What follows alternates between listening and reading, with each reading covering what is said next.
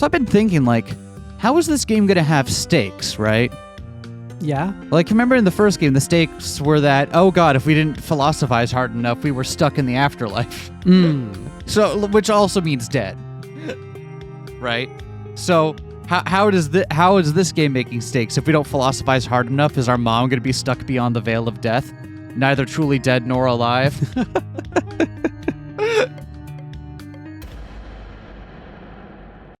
Anyway, we are so happy to be here, everyone. In the secret lab underneath whatever university. Oh my god. Why is this?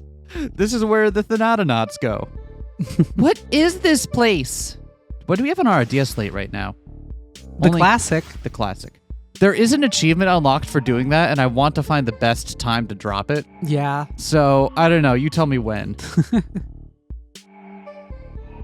CAPRA, the Central Authority for Philosophical Research Advancement.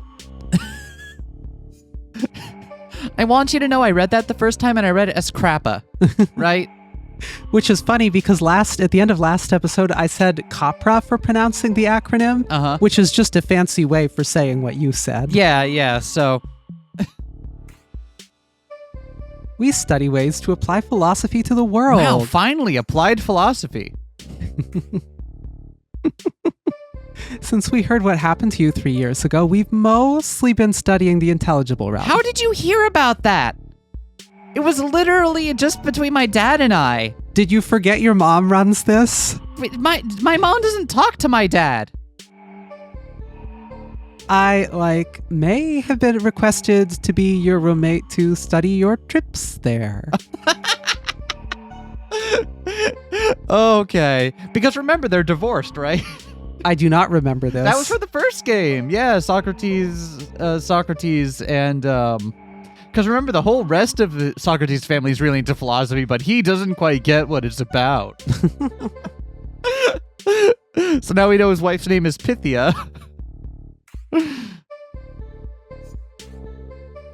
Nice dance, Ari. Are you okay? Take a deep breath. This must be totally overwhelming. Is it overwhelming or is it cool?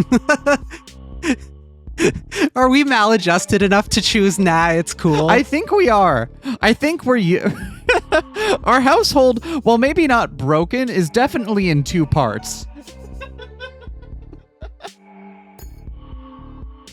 Nah, actually, this all kind of makes sense.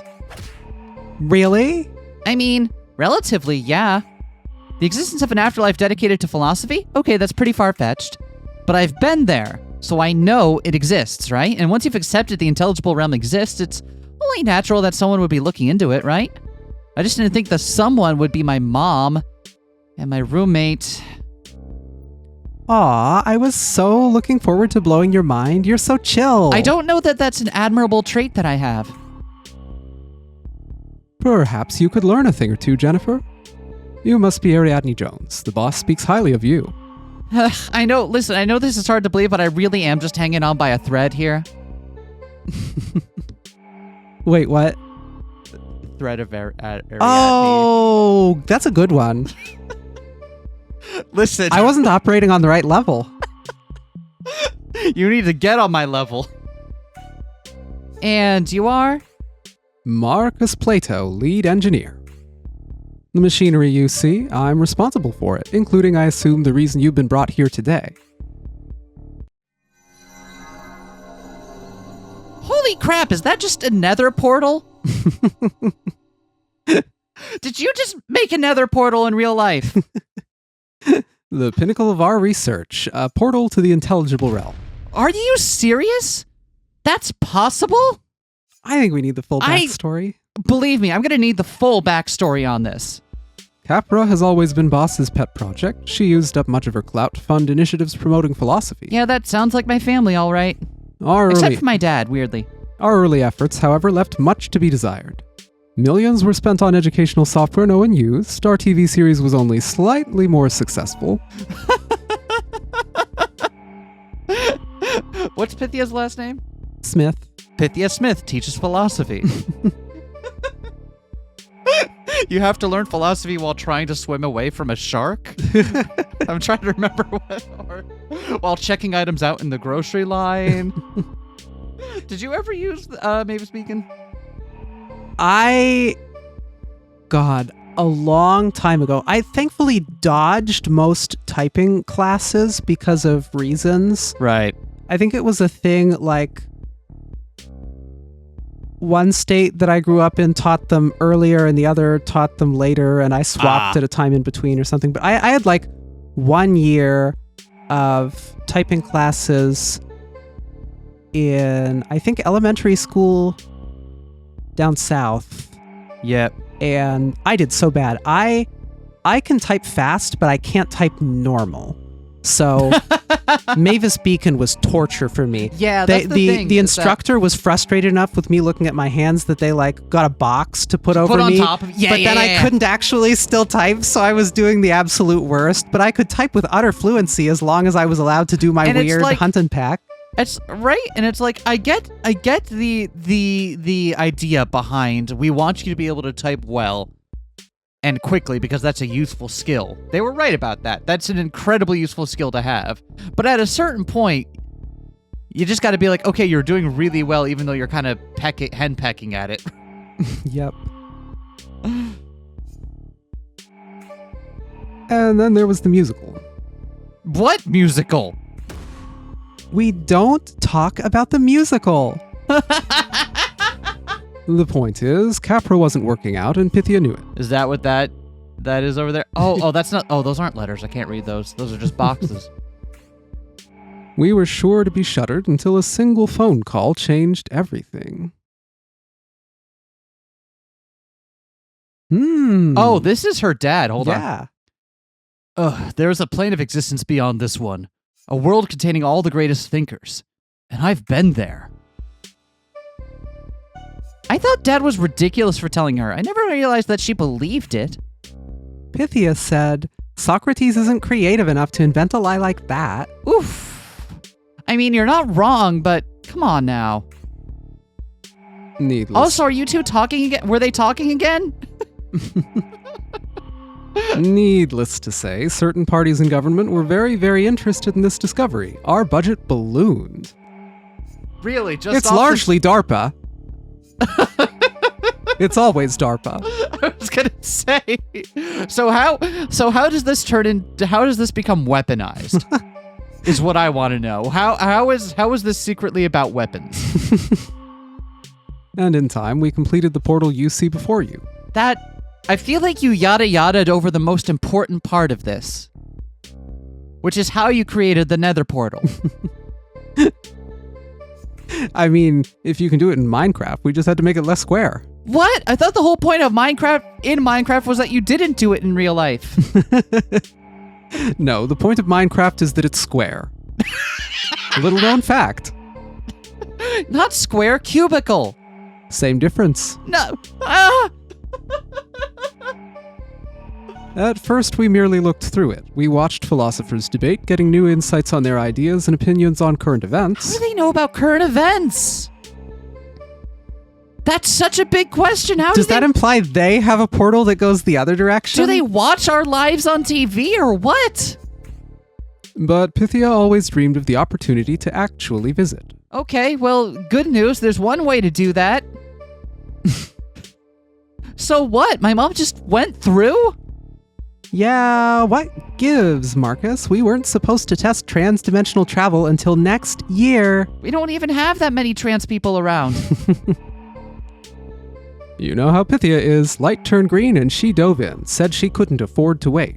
Of course it makes sense that we invent a way to travel to the afterlife, and the first thing we do is try to get political endorsements from dead people. Light turned green? God, they could have the first necrocracy. That sounds governance by the honored dead. That sounds like some 40K shit right there. Like, that sounds like some 40K faction that I've never heard of and don't care to learn about. I mean, to be fair, it's the Imperium of Man, basically. I know nothing about 40K other than that it's fucked up. So I figure... The Emperor of Man is basically dead already. It's like that one Monty Python sketch with the guy who's in court who's almost dead, but he's in a coffin already because effectively he is dead. It's that. The portal only works when you're in there. We ride your connection to the realm. Wait, does that mean she's stuck in there now and can't get out? Ugh, yep, keeps getting weirder. Our portal only goes one way, but Socrates' account established the existence of a gate on the other side. So that's the stakes. It's a one-way portal. Oh, so they don't know that what Socrates had to do to take the portal out, huh? Oh. So leave it to Socrates to share that part of the story and not the part where he died and was in the hospital. Yeah, it's what we used to return last time. We believed that by traveling through the gate, we could bind it to our portal, creating a stable bridge between planes. Okay, but so many questions. That's how we'll achieve our ultimate goal, making the wisdom of the ages accessible to all. For a bunch of philosophers, you all sure do not like to think about consequences. Oh, who said I was a philosopher? I'm the lead engineer. My mistake. You're absolutely right. They give me money and I turn it into cool shit. You know what? That's great. Awesome. Never read science fiction short stories, please. Oh, where do you think I got the ideas? Oh, God! Have you read The Torment Nexus? Why is there a kid in a hole over here? Don't tell me you made the Omelus hole. All right, well, that's all she has to do. Then why isn't she back? I don't know. Ariadne, none of us can safely enter to see if something has gone wrong, but you can freely send your consciousness between the two planes. I know it's not a small thing to ask. Yeah, I'll do it. Really? So we were having this discussion afterwards, so it really is going to be an aeronautics instead of thanatonautics. Yeah. It's going to be dream travel, not death travel. Yeah. I was really hoping that Pythia was going to wind up to be some kind of Abraham Mahermbler character. Citizen Doctor Pythia Joe. Pythia Smith. Of course I'll do it. I'm not going to let Mom spend eternity with dead philosophers. Even if she has been using me to further her political ambitions. Again? Without telling me. What does that mean? I don't know. Well, actually, I have an idea. She's a politician, right? So I wonder if her mom is like wheeling out her daughter as like credentials for something. Did you see that one recently with the guy who borrowed his neighbor's family for photo shoots? Yeah. It's like, but like, what political clout is she getting from her daughter? I don't know. I just gotta find a nice corner to nap in. Here in the lab? Sure, why not? Sleep deprivation is my superpower, right? Oh wait, it's just happening. Falls asleep standing up on the spot. Ariadne Jones. I can fall asleep whenever, and doing whatever I want. This is a threat.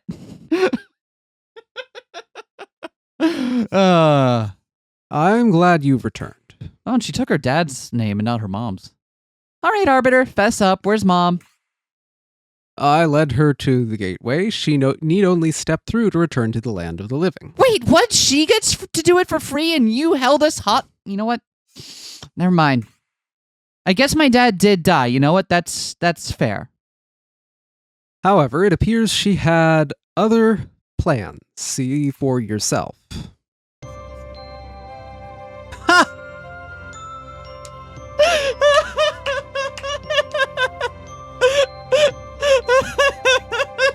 Is best boy Stuart Mill here? Almost assuredly. And as I stand here before the gate that leads back to my world, I can see a glorious future together. Imagine being so politically hamstrung that you get to the afterlife and your first thought is to do a stump speech. Right? Come on. A brighter future where wisdom is valued by all. Philosophy will once again be respected as the invaluable profession it is. Children will sing the praises of Kierkegaard and Kant. So, support our shared dream and tell everyone to vote Pythia! You gotta be kidding me. Pumpkin, you're back. Don't call me Pumpkin. Mom, everyone at Carpa. I'm just gonna call it Carpa. Everyone at Carpa is worried about you. You seriously stayed just to give a stump speech? I thought it was... These philosophers can't even vote. They can't vote, no, but they can get out the vote. Oh, God. Remember when I was, like, guessing that this is around 2016-ish? Yeah. What Pokemon Go nonsense are you about to do, lady? That's a good face. Oh, God. The thing is, she's got the face of a Phoenix Wright villain. And I love it for her. And like, that's not an energy that you can just throw around. and like, unless you're ready to be like a Franziska von Karma figure. Where nothing unites the public like nostalgia for dead people. Shit, she's right. She's absolutely right. Hey, quick question here about that. How many of the original founding fathers are here in the intelligible realm? Just real quick. How many of them? Huh? Enough. The good ones. And if we can unite the public, we can accomplish anything. That's what makes our democracy the perfect political system. Okay, all right. Wait, what? Mom, that doesn't even... What was that? What? Why has the gate closed? Oh, did you express a political opinion? Did you express a political opinion, Mom? Don't you know what you're Well, last time it shut when Dad accepted the challenge to answer one of the greatest philosophical questions. But there was no challenge this time, so... Pythia Smith, if I may ask, what was the last thing you said? That's what makes our democracy the perfect political system.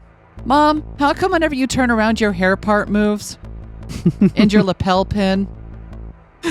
You know, Capra research.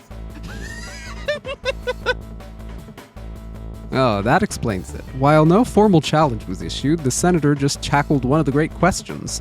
What is the ideal government? And it seems the gate found her answer lacking. So it closed, trapping her here, perhaps forever. I like how happy the Arbiter is about that. Oh well, I guess you'll just have to go on a philosophical journey. What a shame. Totally ready to just let her out, by the way. This was such an own goal. What? That's... Let me out, you unpatriotic portcullis. Are you serious, Arbiter? That's it? Mom's just stuck here forever? I mean... play stupid games, win stupid prizes, right? Your mom fucked around and traveling to the afterlife. Without any kind of preparation, so that is a one-way journey for most people. Yeah, so. I mean, what? It's exceptional if it wasn't. No, I said perhaps forever. She's still alive, after all. The gate will reopen if presented with a viewpoint internally consistent and compatible with the realities of the world. Real quick, just I don't want to derail us too much, but isn't that kind of like a really Western way of looking at what an ideal form of government is? Wait, what? Like to make why is it that we value internal consistency and compatible with realities of the world in philosophy? Maybe the ideal philosophy doesn't have to be compatible with the realities of the world, huh? Maybe the world is imperfect. Why is this our barometer, huh? I don't think that's what this said. I don't either, but I'm gonna have fun with it anyway. If her position evolves or is proven to be as sound as she believes, that should suffice. Oh boy. I know where this is going. We're debating political philosophers. Nope. Anything but that. No, we're debating philosophy. You're going to suggest that we debate a bunch of political philosophers, aren't you? You know me so well. Okay, can we skip to the end? Say there's no societal structure that won't have fatal issues? And get her out of here?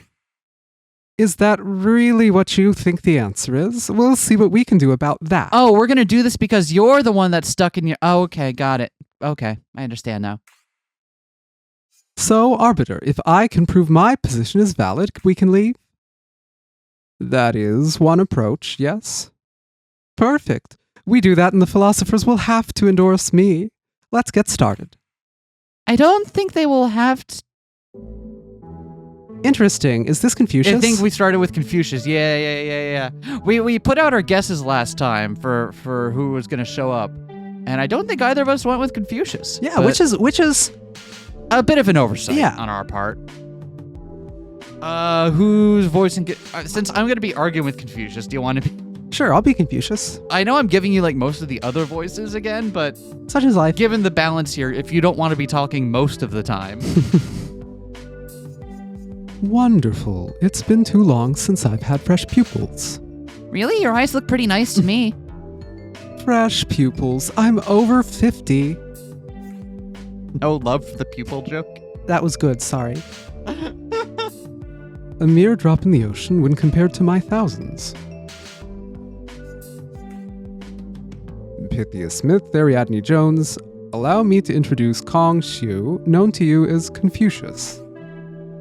Born during the spring and autumn period of Chinese history, his ideas have greatly influenced the world. They had particular impact during the Han Dynasty, a period of growth and prosperity for the region.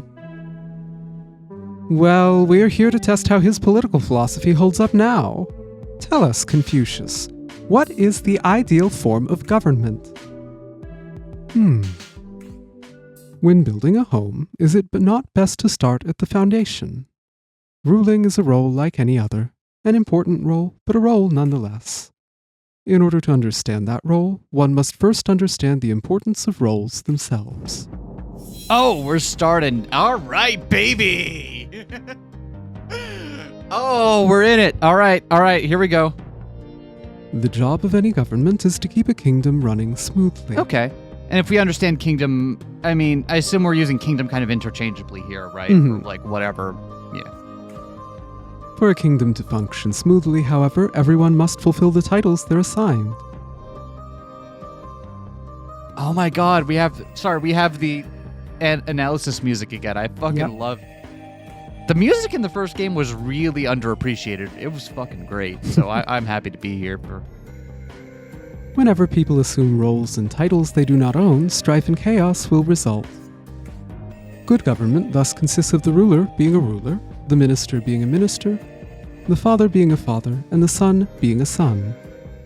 Society depends on individuals performing their duties. Thus, the goal of every individual in every role should be to achieve Ren, the perfect fulfillment of their duties toward others, their ancestors, their superiors, their children, and their gods. Thank you for your insight, Confucius. Now, if we'd like to move on to questions... No need, Arbiter. The issues here are plain. Oh? Okay, fine.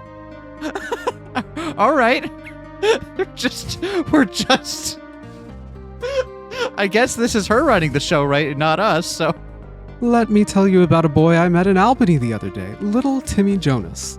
He'd love nothing more than to fit the role you prescribe, to be a son. I'm impressed. He's wise for his. But poor Timmy has no parents. You see, they gave their lives for their country. Confucius here would accuse poor Timmy of neglecting his duties, blame him for all the ills in the world. I don't believe I would. She's arguing like a politician is the problem. Yep. I like how she claims to be a philosopher and she argues like a fucking politician. But I have you on record. Good government consists of the son being a son. It's clear my opponent hates orphans, but to the Timmys of the world, I promise... Hold on. Pause. Mom, respectfully, what the fuck are you doing? This is a total straw man argument. You're just using loaded imagery, not engaging in real debate. I'm bolstering my cause with an appeal to humanity. That's what I said! Meanwhile, he's papering over blatant problems with his old wise man shtick. What do you think his focus on roles and traditions means for us, huh? I get what you're saying, but I'm sure Confucius's gender politics are fine. Right, Confucius? Well, it is important for the wife to honor her superior... Okay, all right, never mind. No, that ain't gonna help. Look, Mom, I'm sure there are issues here, okay?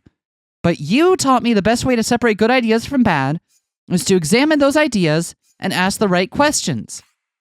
If there's anything in Confucius's ideas worth learning from, shouldn't we explore them? After all, proving your point isn't the only way we could leave. If your opinion changes, that would work too.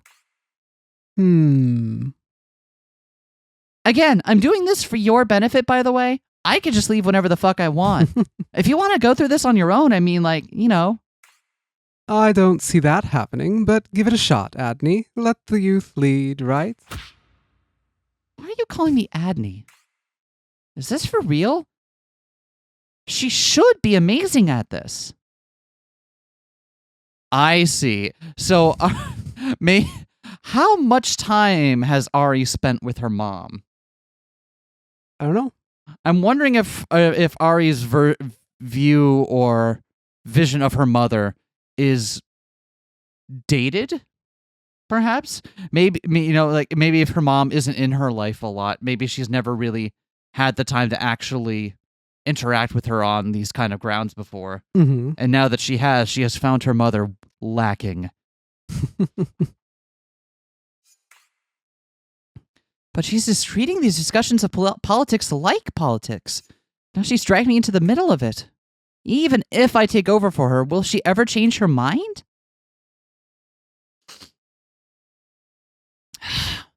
Well, I have to try, right? Ugh, fine. Arbiter, can I handle this one? Of course, Ariadne Jones. I must say I'm pleased to see you take an interest. Nope, don't push it. Let's do this, Confucius. All right. Now we're in the thick of it. All right, so let's just read the argument for ourselves here, right? Yeah. And just kind of get our own thoughts on it before we do all the pressing stuff, okay? So the job of any government is to keep a kingdom running smoothly. Seems like an odd job. But anything can run smoothly, but is it doing the thing it should? I mean, I guess that's a different question, but I guess if you were to ask for, like, just a naive idea of, like, what a government should be, I wouldn't immediately object to that.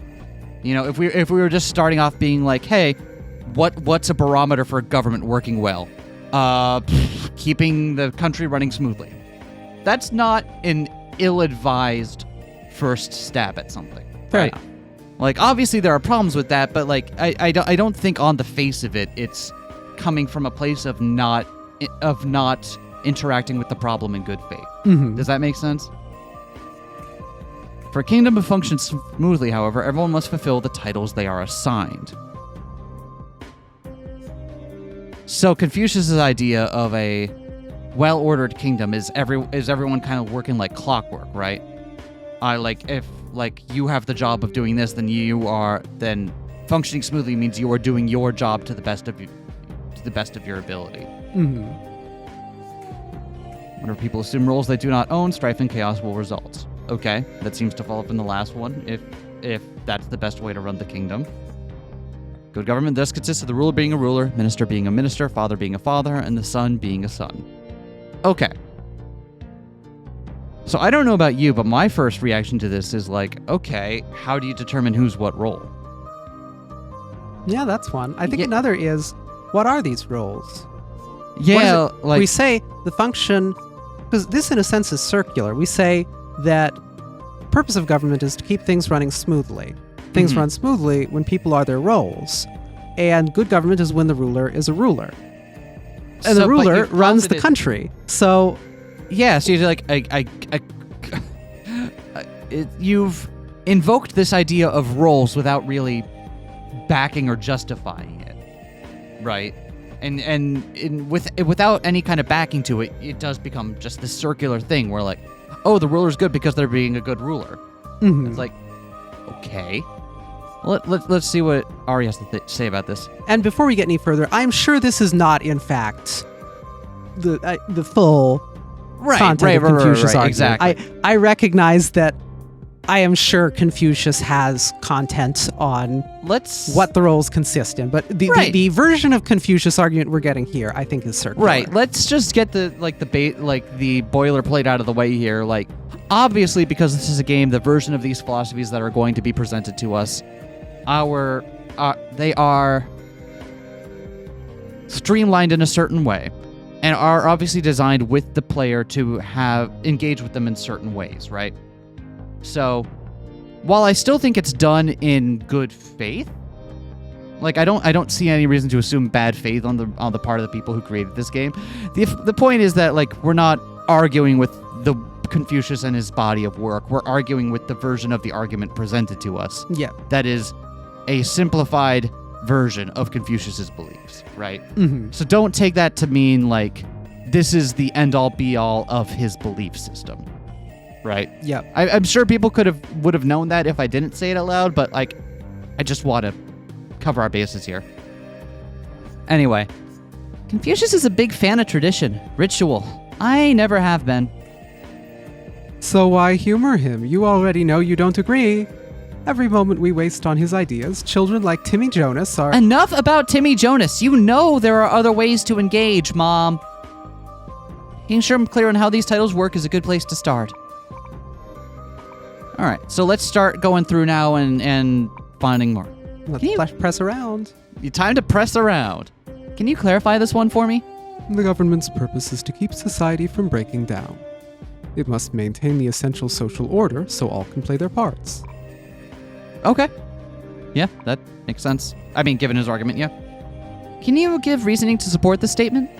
A kingdom in discord is hardly a kingdom at all. Thus, the first duty of government is to keep dysfunction from occurring. Okay.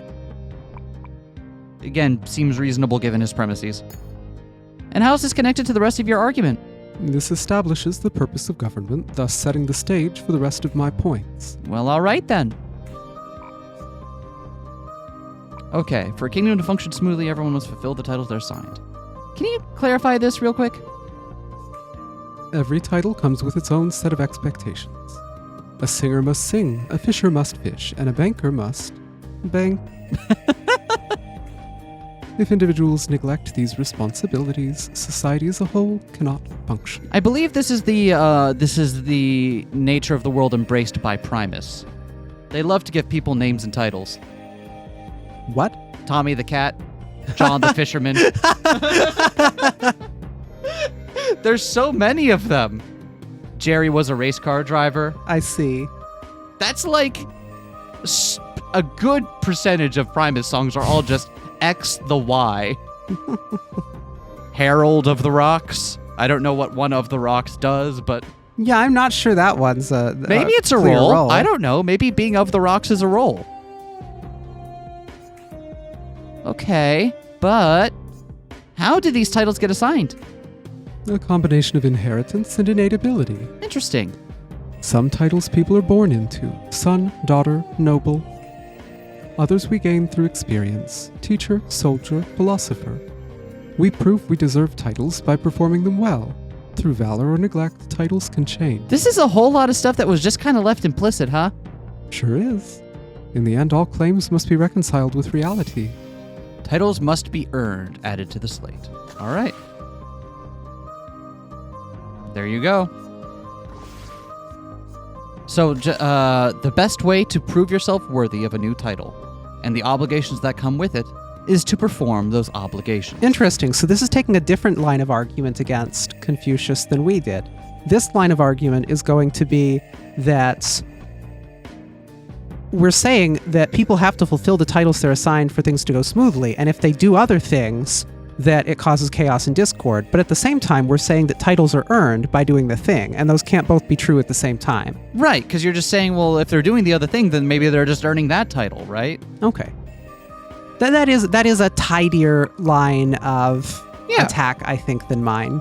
But There you go. But again, remember, we're arguing with it in a very structured way. Yep. And what's the backing for this? And can you give the reasoning to support that statement?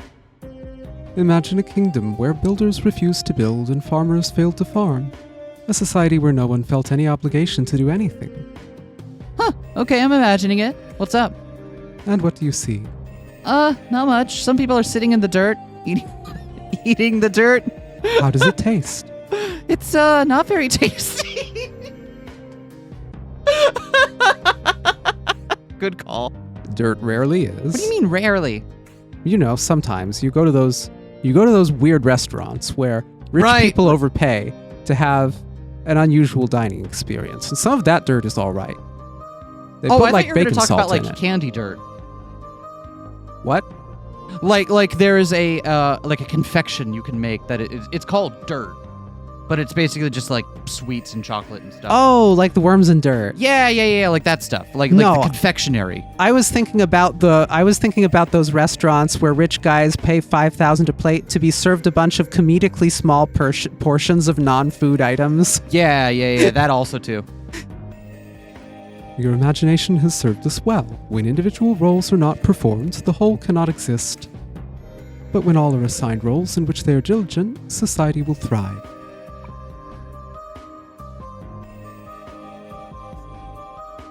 See, because right here he's saying that titles must be assigned, and here he's saying titles must be earned. Mm-hmm. Direct. But we're going to press around the rest of this stuff Yeah. first, because...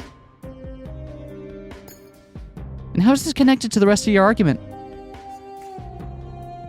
This establishes that order is built upon roles. If we did not have them, or perform them, society would come to a halt. All right. Whenever people assume roles they do not own, strife and chaos will result. Really? I think that's exactly what you Just didn't say, yep. Can you clarify that one for me? One cannot simply claim to be a teacher. To be a teacher, one must teach.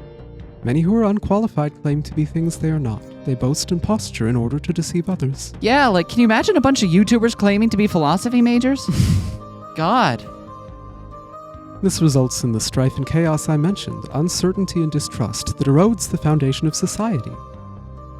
On the other hand, those who are worthy speak modestly but confidently. They know they are deserving. Is it not better for roles to be filled by the truly worthy? Okay. I see what you're getting at.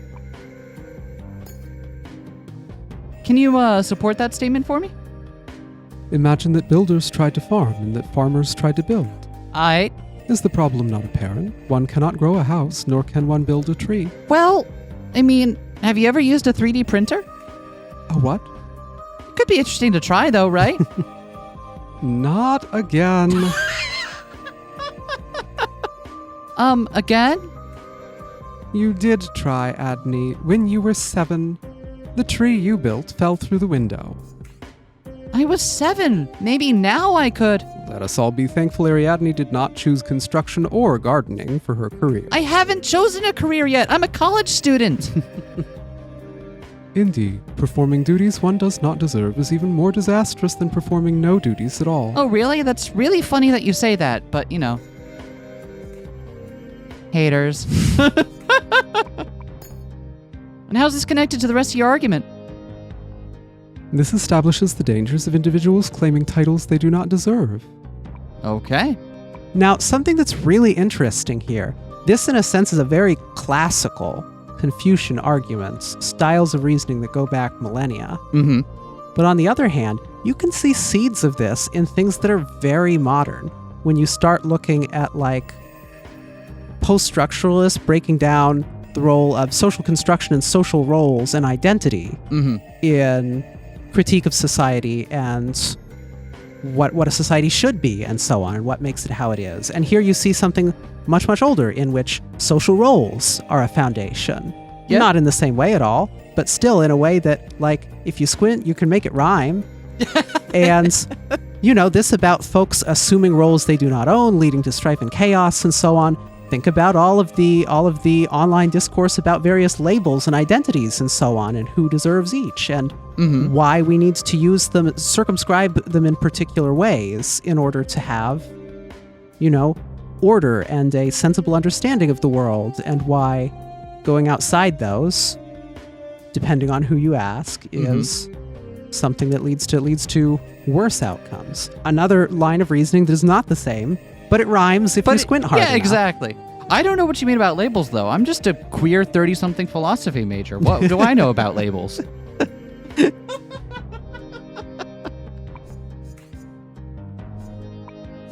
Good government thus consists of the ruler being a ruler, minister being a minister, father being a father, and son being a son. Can you clarify that for me? In an ordered society, everyone knows their duties and fulfills them to the best of their abilities. Gotcha.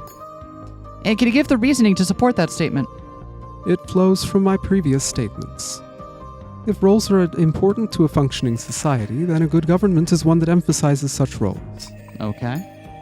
And how is this connected to the rest of your argument?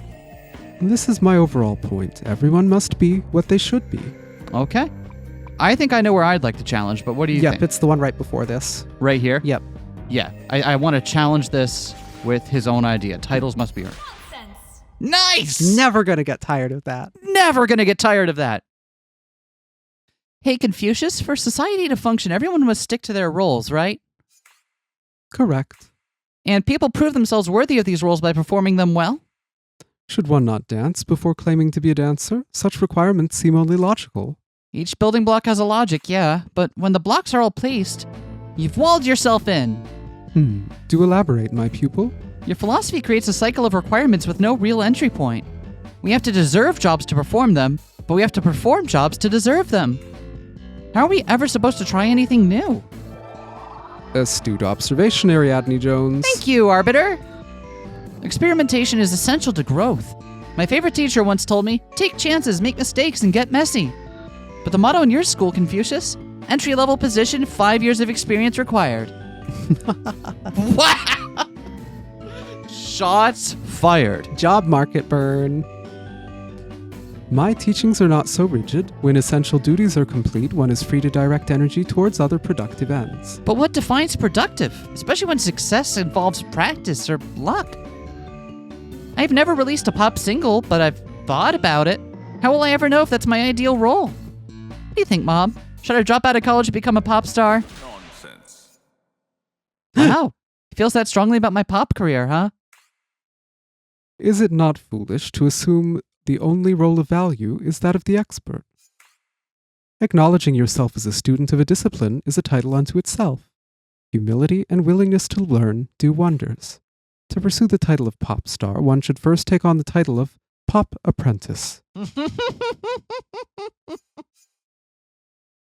I hear they have some openings in this one pop idol group in Saga Prefecture that are to die for. Get it? Get it? Get it? Some of you get it.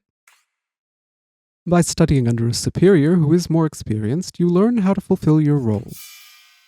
The superior man. Confucius believes the model of a superior is necessary to know how to perform any role well. How does the ruler learn to perform the role well? Right, because then it's an argument of, like, who was the first one to learn, right? Like, how does the first person learn to perform it well if they don't have anyone to learn from?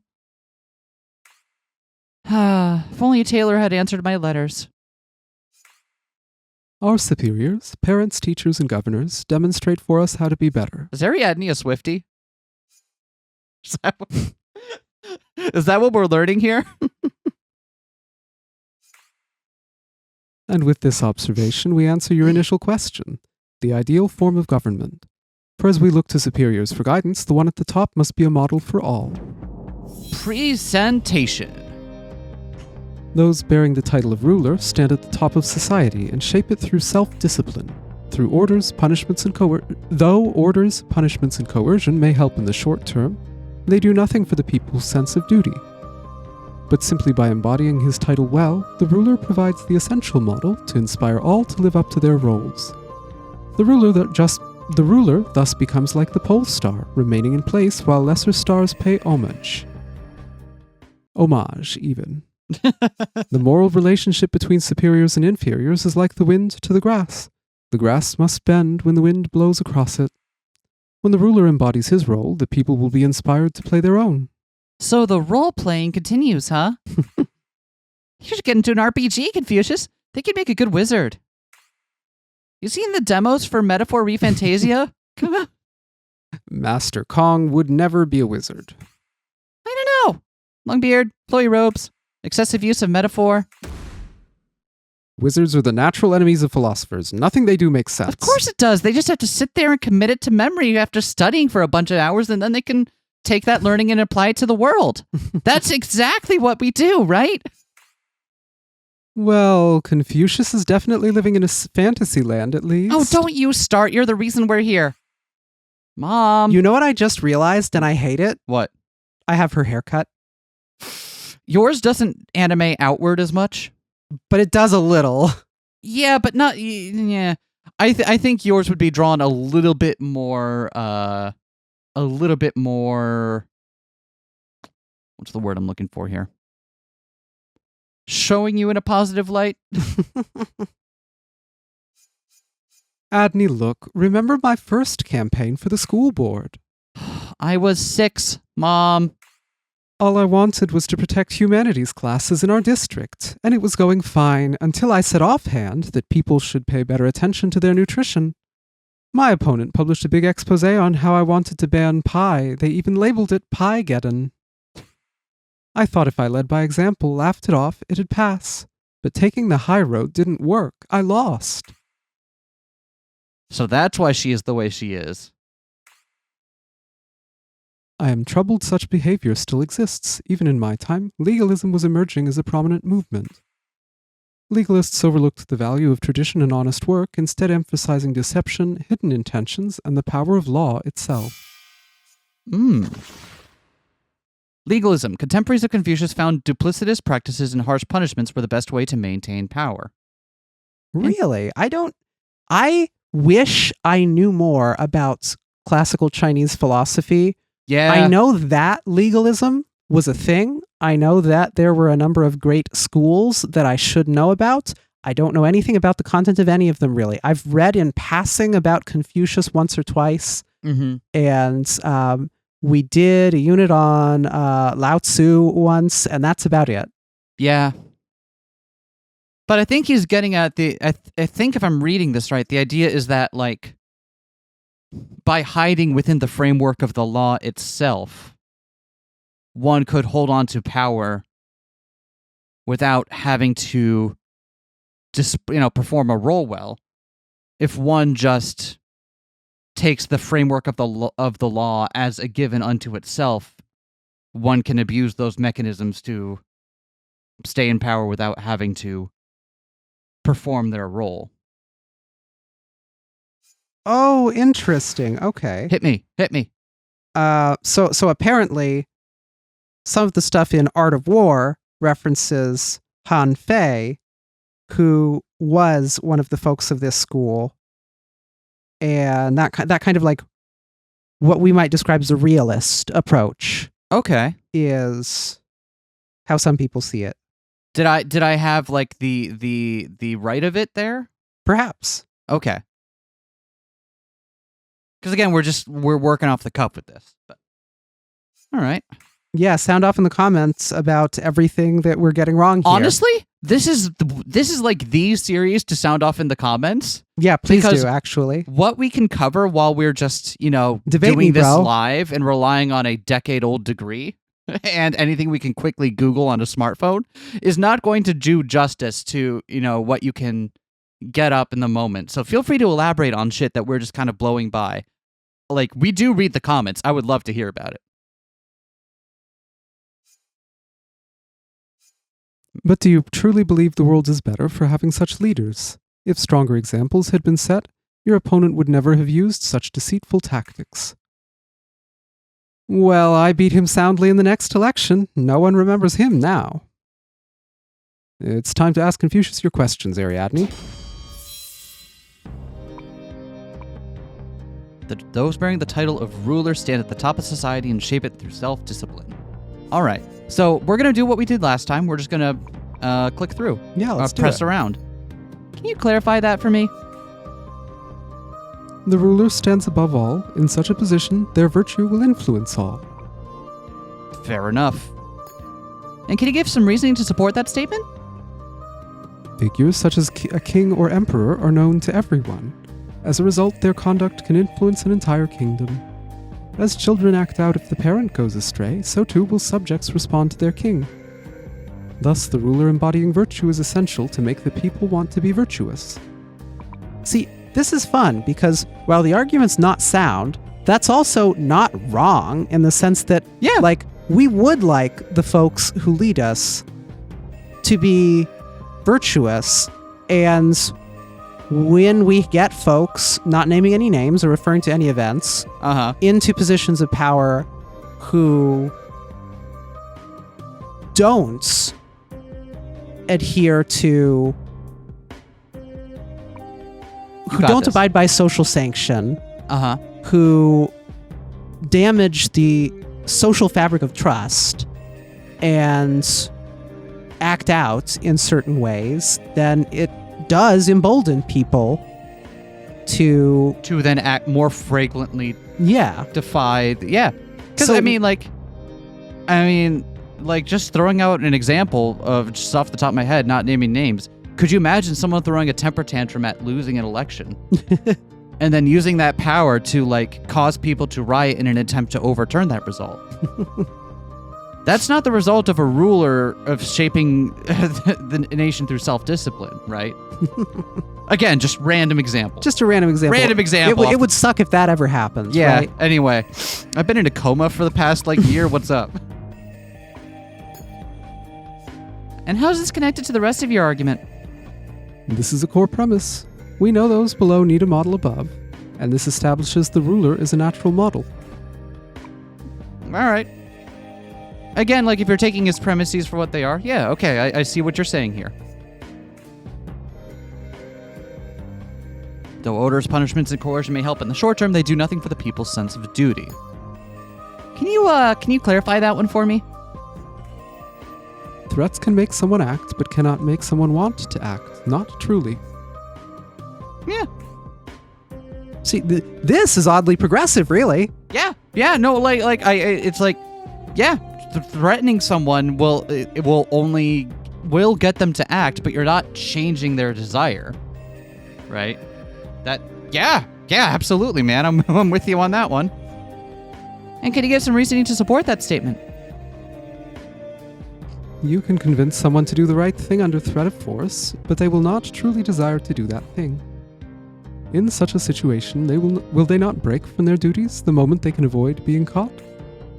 But when someone wants to do good, you no longer need to ask at all. So all is more stable when people internalize the pursuit of Ren. The second time he brought up Ren, without explaining what it was. Didn't get explained? Didn't it? I thought it was explained that it was when people act out their titles. I was like that is the state of Ren, is when people are all performing their titles well. Yeah. Yeah, okay. I think that's what it's Gotcha. And how's that connected to the rest of your argument? Is it not wise to eliminate the legalist idea that rulers should operate through laws and fear? If such techniques were ideal, rulers would have no need to be just. Can't wait for us to encounter Machiavelli to get the opposite of this argument. It's gonna happen. On the one hand, yeah, probably. On the other hand, I kind of hope not, because again, Machiavelli wasn't like that. At the same time, it's still it's a line of argument that needs to be addressed. I just hope when he shows up, he's doing it tongue in cheek, because he knows that this is what people know him for. He's gonna show up. We all know Machiavelli shows up as a sarcastic, bitchy twink. I would be all about that. Sarcastic, bitchy twink Machiavelli. I can't wait. Anyway, you gonna read your line? Right, because no ruler has ever been successful by being a jerk. I'm glad you agree, Senator. Whoosh! Right over his head. Though disagreeable figures may hold power for a while, that is not success. They are inherently lesser beings. Okay, maybe not whoosh. That felt like a clapback. But it's possible his earnestness accidentally owned Mom's sarcasm.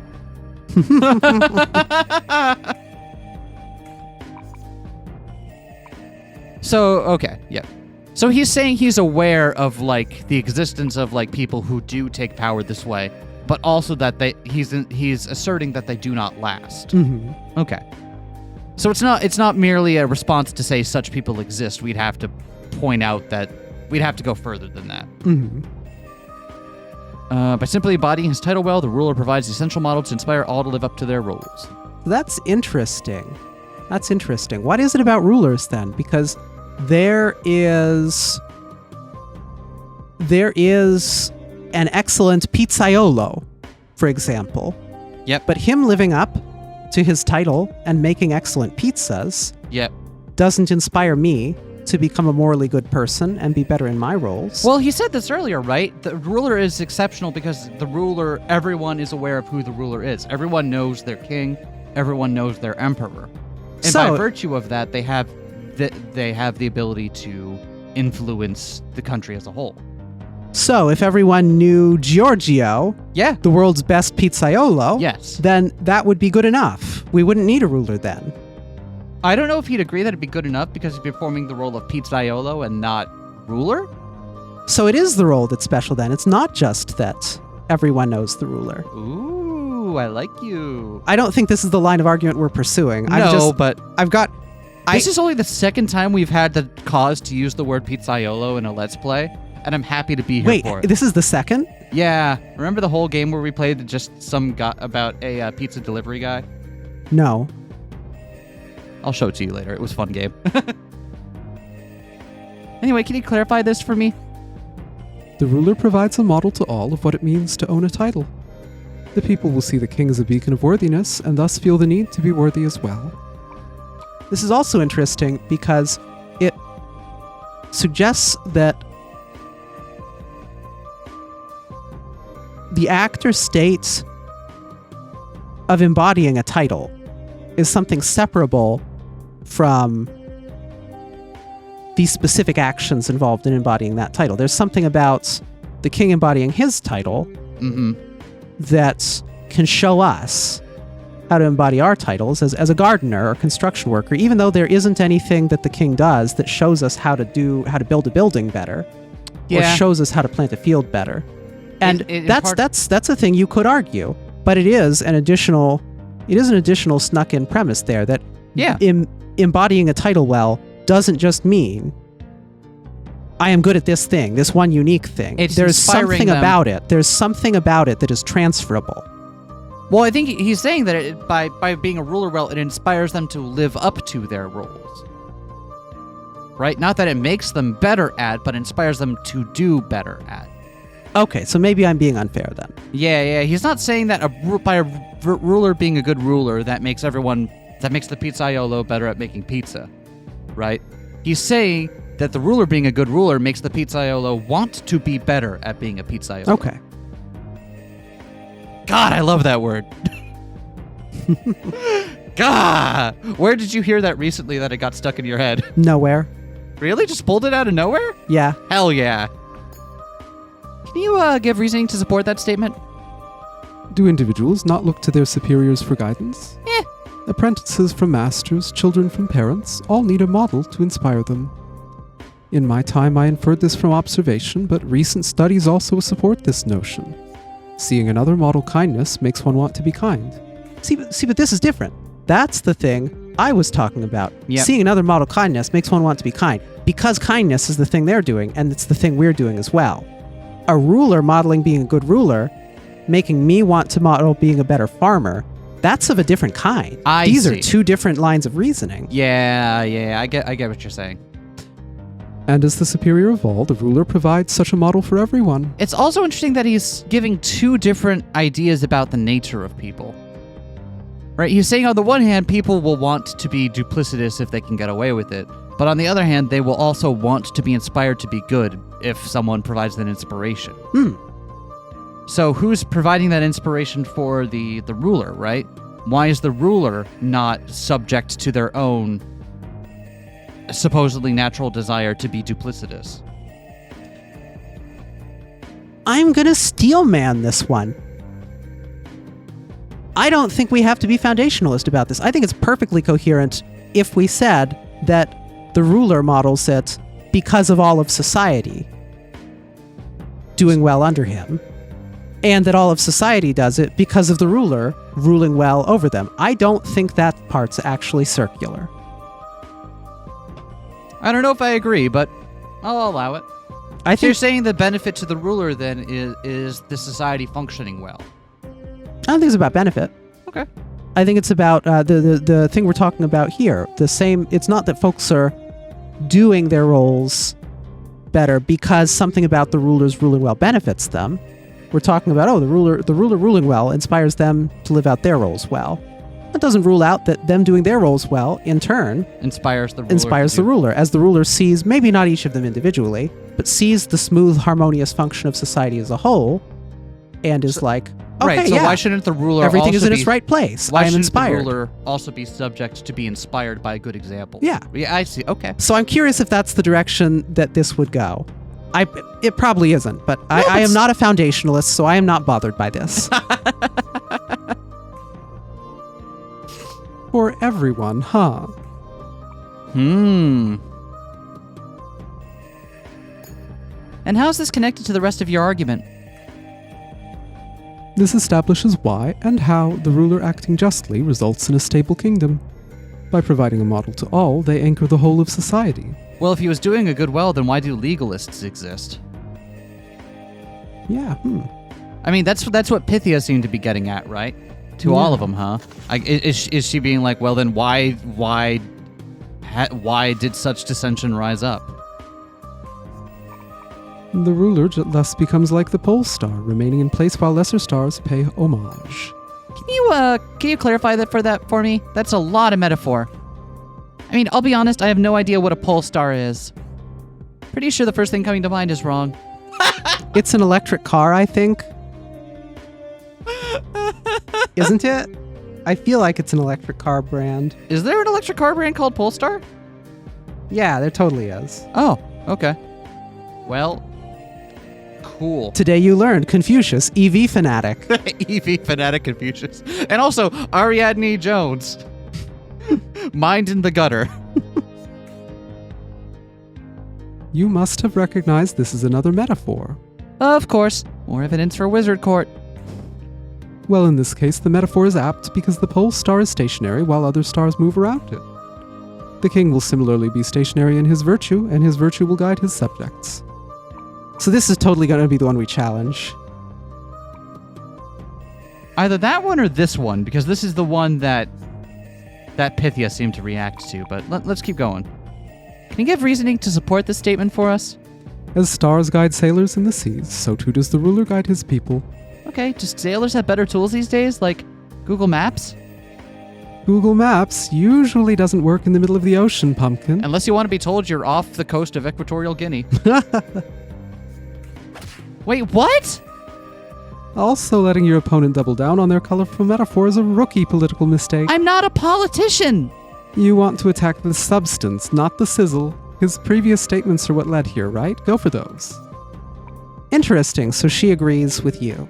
Yeah, because this is just his big, flowery conclusion. And how is this connected to the rest of your argument? This metaphor merely provides another lens for my overall point. It is not strictly necessary, I admit, but it helps tie everything together. Huh, how tired am I of metaphors? They're kind of fun. Yeah, I'll let it slide. It's a nice metaphor. I'm clearly in good company. We got credibility for that? Not everyone appreciates my rhetorical flourishes. That's awesome. Pass judgment on Confucius's rhetorical techniques. That was another... Metafortunate. I'm so glad that we are finding these by poking around. All right. So I think we object to this by then pointing out the fact that legalists exist. Right? Does that seem like or would you like to argue somewhere else? What would that... Spin this out for me. What does that have to do to By contradict... simply embodying his title well, the ruler provides the essential model to inspire all to live up to their roles. Okay. However, we have a factual counterexample. That of this system not working. Despite the ruler in his time, people found it expedient to get, despite the ruler, people found it expedient to gain power through more duplicitous means, despite the ruler's power in the beginning. The ruler wasn't embodying his title well then. We can and should present it. I'm just not convinced. I see. I'm not convinced that that's a counter argument to this. That's fair. Well, let's try it. Yeah, let's see what happens. Or do you want to try looking for a different one before we commit to this? Because No, I'm no, also no, down no. to do that too. Nah. Okay. Confucius, I found a problem with your argument. Would it not be wise to be more cautious in your assertions? After all, the cautious rarely err. Unfortunately, Adney is far from cautious. And more unfortunately, she has air. Ah. Well, you are right. So what are the other two previous ones then? You stink. Titles must be No, earned. the previous statements. Oh, Okay, so though orders, punishments, and coercion may help in the short term, they do nothing for the people's sense of duty.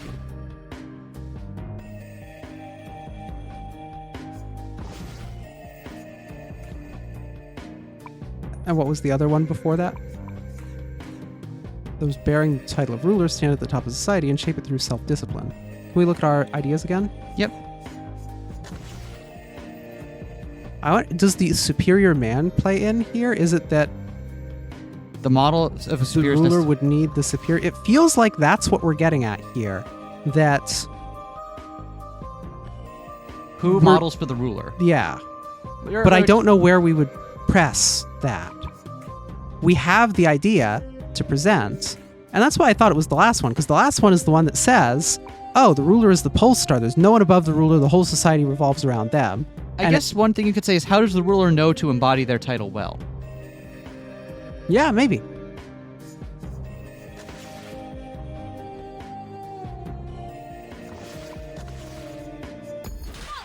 There we go. There we go. Confucius, the ideal you describe sounds kind of nice. A ruler guiding the people, helping them find their ideal titles, and inspiring the best in all? I really have just one key question. Who inspires the inspirer? Okay, so yeah. The thing that you were so, like, that's okay. You might be okay not answering this, but you know who isn't? The developers of this game. I didn't say I was okay not answering it. I had an answer. The answer was the society itself. Yeah. So I'm curious what Confucius says here. I don't understand. You claim that a model of worthiness is essential to keep everyone on the path of Ren. As the one at the top, responsibility falls on the ruler to be that model, embodying the virtue for all. But where would this ruler get their model from? Who establishes the ideals of their title? There's no one above to keep them in line. Excellent point, Ariadne Jones. Agreed. This'll pull great with millennials. Mom, please, just shut up. Thank you, Arbiter. And Mom, too, I guess. You've confused us, Confucius. That pun only makes sense in English. As it is, we have no way to know if the ruler is truly fulfilling their duties. Should such an important position really stand without any checks? Should we follow in blind faith? We could easily be stuck with an inferior superior, and your entire system would fall to pieces. It appears I still have more to learn about you. I see how the question of how a ruler becomes worthy of his title could be an issue, and when you have faults, you should not fear to address them. But is there not an easy way to tell if a ruler has obtained Ren? Is there? Sorry, you phrase so many things as questions, it's hard to tell which ones are actually rhetorical. That one was. Just as sunlight helps a tree to grow strong, so too will nature help a ruler find his place. Oh, is this exactly what he's about to say? A government's right to rule It's not. Okay. A government's right to rule comes from heaven, granting power only to worthy models of Ren. Okay, here we go. Good old mandate of heaven. Hell yeah! I know this one from Europa Universalis 4. Game noted for its political intrigue. Rulers who act poorly will be plagued by famine and misfortune, inevitably leading to their downfall. What? So he's saying There's heaven even a game itself, mechanic for it. Heaven itself will punish rulers who do poorly. Okay. If a ruler is in power, they must still have the mandate, as there is no way to keep power without virtue. As such, the entire system remains balanced. There's no way to keep power without virtue. but legalists thought there was. I see. So that's going to be where we press with that. Maybe. I was wrong about it last time. No, you're right about it this time. I mean, it's essentially the same argument, just at a different time now. I hope this helped clarify the matter. Okay, forget wizard. This guy's a freaking cleric. What's wrong with clerics? People need clerics, okay? You all get to do their fancy stuff out there, and you can come back and tell the story because of your cleric. Noted church defender, SK Relatable. I didn't say I was defending the church. I said I was defending That's what clerics are. That's what that word means. Clerics are not synonymous with the existence of the church. Do not put words in my mouth. The two are not synonymous, and I will not have you insisting otherwise. So wait, you really think the right to rule is granted by heaven? Indeed, those who do not deserve to rule will naturally be deposed, and others worthy of the throne will rise. The Sheen fell to the Han to the Sheen. For each, the mandate expired when they strayed from the path.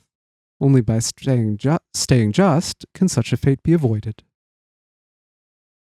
Pumpkin. I know. You think it's all ridiculous.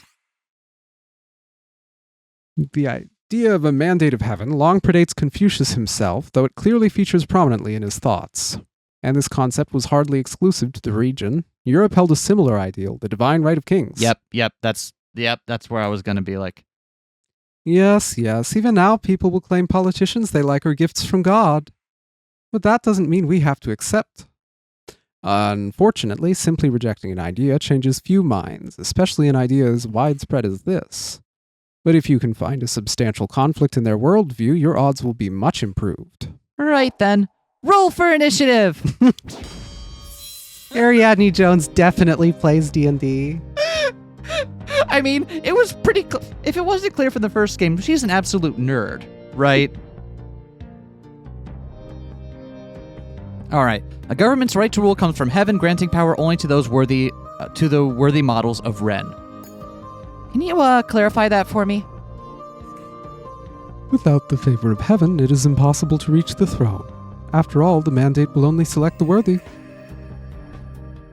Yeah, how do you argue against, like, it is because it is? Can you give reasoning to support that statement? In order for an individual to achieve power, many factors have to line up in their favor. These factors aligning amounts to a miracle, and such a miracle would only be granted to the worthy. We can therefore trust they will serve as a model for all. But what about the son of an emperor? Don't they just become ruler when dear old daddy dies? If the family still possesses the mandate, then yes, but fate can intervene. After all, it is not difficult to seize control from an unworthy child. Confucius, killing emperor's sons is fine, actually, Confucius. I mean, yes, if they don't have the mandate of heaven. In fact, it's your duty.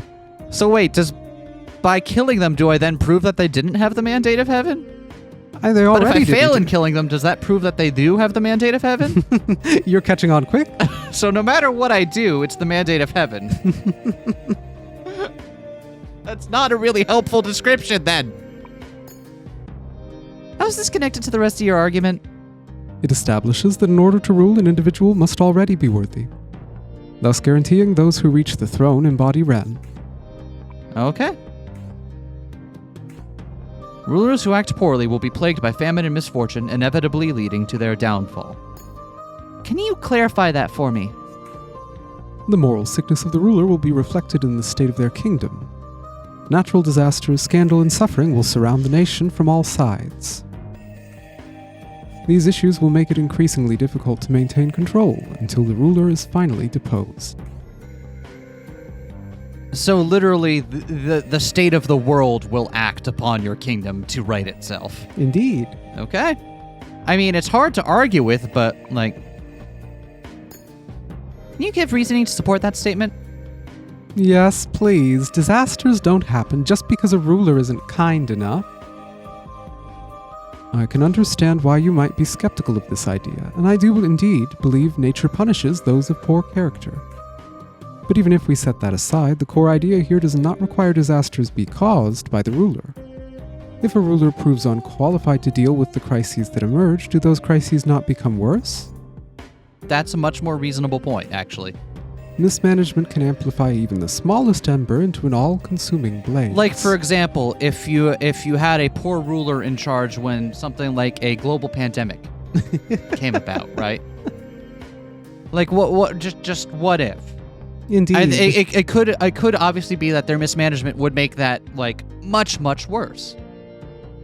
Be a shame if that ever happened. Again, just a random idea off the top of my head. You have seen the unjust fall out of favor yourself. Did you not defeat the one who vilified you for disliking pie? I thought it was vilified. Is it vilified? This is one of those words I've only read and never stated aloud until just now. Oh, I see. I'm pretty sure it's vilified? Then so it is. I made that happen myself. No mandate. And also, let the record show I'm perfectly fine with pie.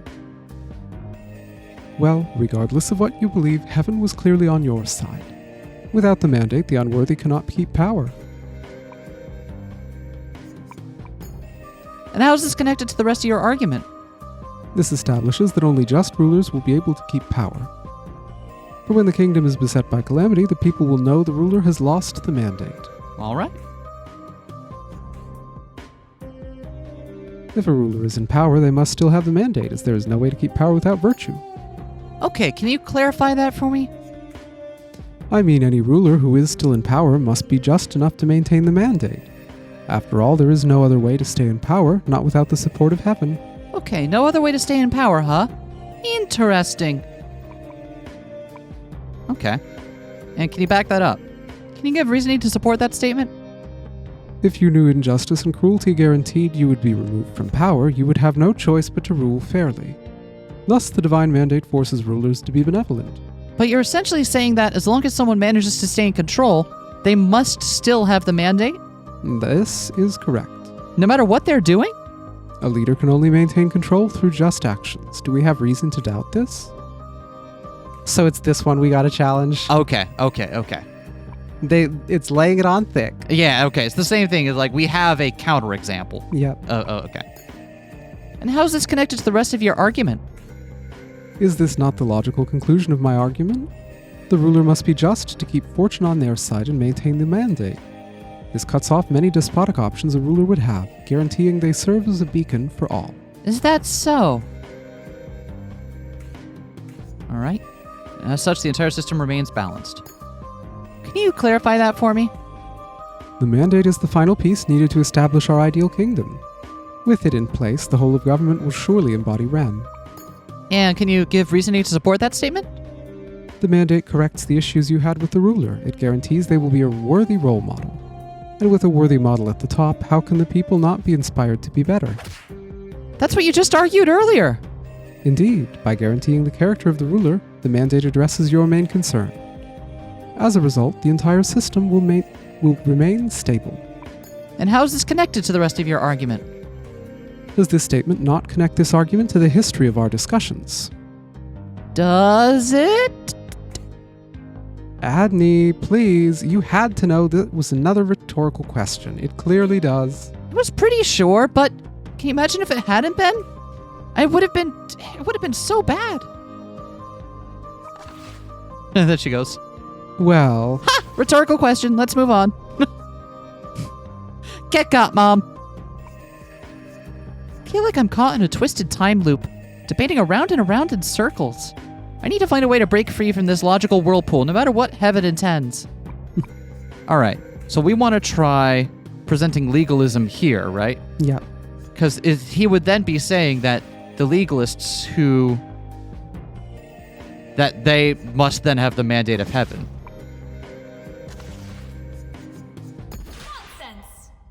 Nice! Nice. I love how you know you got it because the animation comes up and you're like, Yep. Okay, there's something to the idea that a leader can inspire and shape their subjects. I've cried doing too many climactic movie speeches not to believe that. If we could guarantee the quality of the ruler, that would do a lot of good, right? So it almost hurts to say, none of this holds together at all. Do go on. It is my turn to listen. On a fundamental level, the logic of the mandate is circular. It's what makes it so difficult to disprove. The ruler will be just because they have to keep the mandate, The mandate's favor promises the ruler will be just. A is true because B is true. Why is B true? Because A is true. But such circular logic is ripe for exploitation by the very legalist demagogues you despise. How so, Ariadne? Let's quickly review what works here. Regardless of if the mandate exists, if the ruler believes being unjust leads to divine retribution, that belief itself serves as a check on their behavior. A placebo effect encouraging a benevolent leadership. Benevolent. Benevolent is my new favorite mythological creature. Benevolence and woozles. But that ruler is only motivated by fear of losing the mandate. Exactly the sort of external incentive Confucius says doesn't hold. So what happens if, no, when, that weakly motivated ruler acts unjustly? What happens when they get away with it? Sooner or later, all unjust actions. Sooner or later, sure, but the damage will still be immense. The ruler either loses faith in the mandate, or worse, believes the fact that they've kept power proves that they're right. From that point on, the situation decays rapidly. That ruler could use devious tactics to keep the crown, gaining advantage over all. The mandate becomes nothing more than an excuse for the powerful to keep their power. It alone is not enough to guarantee anything.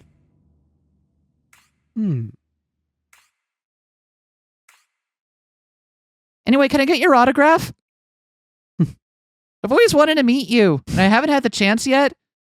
And And he probably has a dope autograph. he done in, probably does, actually. brushed ink. Oh, God. Did that not make sense? Oh, son of a gun. In my life, I've identified 3 central methods through which we may learn wisdom. The first, reflection, is noblest. The second, imitation, is easiest. The third is experience, and it is the bitterest. So bitter it can be overwhelming. You've given me more to reflect on, my pupil. I must thank you. Very well presented, Ariadne Jones. I believe that concludes this debate. I require time to select a new challenger. This discussion has given me several ideas. Confucius, if you'll come with me. In the intelligible realm, a request from the arbiter is as close as we get to a mandate of heaven. Thank you for your time, my pupils. I hope you find what you seek. Anyway, yeah, if you want to play Go sometime. No, not that one. CSGO? Oh, no, I'm only on Pokemon Go. Helps me get the steps in every day. Keep those joints limber. Well, Mom, what do you think? Are there Pokestops in the intelligible realm? Well, Mom, what do you think? Confucius's philosophy was interesting, right? I mean, despite the flaws. It's neat how just believing in an idea can have an impact. I admit that went better than I expected. You're good at this, Pumpkin. I need you on my debate prep team. It's because... Did Dad not tell you what happened there? I really feel like he maybe yada-yada'd over some of the most important parts. Pass. But while it was good, I'm not sure it was good enough. Confucius may have more to reflect on, but reflection won't bring out the votes. I needed him convinced, Adney, fully on board with our cause. I'm sure the more distance he gets from this, the more he'll revert back to his same core views. But hold on, we just need to learn something, right? So we can get you out of here? Oh, Pumpkin, that's sweet. But I need to get out of here with the philosophers behind me. Otherwise, I might as well stay here forever. Wait, what? She can't really mean... Your sense of self-worth shouldn't be dictated by a bunch of old dead guys. Just so you know that, Mom. I need to take a walk, Mom? clear my head. Okay. And see if there are any sandwich shops in the intelligible realm. I'm hungry. Go ask Mill. We've kept in touch. There's sandwich shops in the intelligible realm, but there isn't currency. You just have to debate them and prove that you've earned the sandwich. By virtue of me having this sandwich right now, it proves that I've earned it, right? Because if I didn't earn it, why would I have it? Should have known it wouldn't be easy to get her to back down. Guess I should update Jen and Marcus on what's going on. We might be here for a while. And that's it for chapter 1. These are good sized chapters. I like them. They're a nice fit for our usual length of like 90-minute sods. Yeah, this is awesome. So I think we'll keep to this. I hope you're enjoying this series as much as we are. because I know we are having a wonderful time. Please do fill up the comment sections, elaborate on some of the things we've only able to like touch on, get some stuff back and forth. I would love nothing more than you guys to engage with this game as enthusiastic as we are about it. And go pick up the first game of this one on Steam. We're not being paid to say that. I just think you should. And come back next time when I guess we're going to do Machiavelli. Yeah, it could be. It'd be a natural fit to flow into him next, which I don't know, though. I'm looking at the chapter title. It is the chapter title. Okay, yes, it is Machiavelli next. Sorry, just to be clear. It's not that just he's a natural flow. It's that I looked at chapter 2, fit for a prince. Yep, it's Machiavelli. So it's either that or it's the artist formerly known as Prince. Is he in the intelligible realm?